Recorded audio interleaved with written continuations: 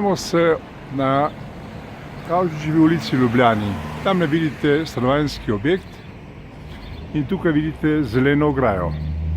Na njej piše Kraški zidar. Gre za podjetje ali pa gradbeno podjetje je propadlo. Za njo pa stoji objekt, pokrit ali pa polpokrit z salonitno kritino, ki je razsuta in jo seveda veter, ko piha, razmetava tukaj naokoli. In zanimivo, gradbena inšpekcija je o prijavi.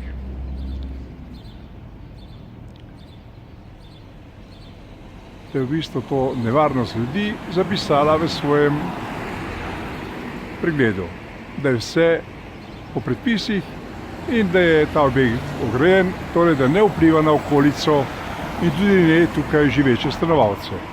No pa zdaj recite, kdo je nor?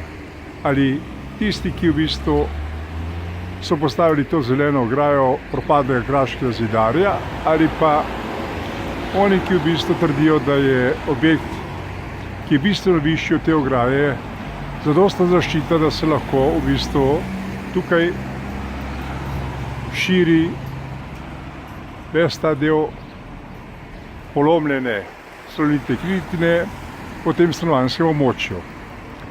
Tako je v tej državi, kjer trdijo eni eno, drugi drugo, vsi pa se sklicujejo na zakon, ki zagotovo tega niti ne predvideva, niti tako ne določa. Torej, inšpekcije je bilo lepo, da so napisali odločbo in lepo utišali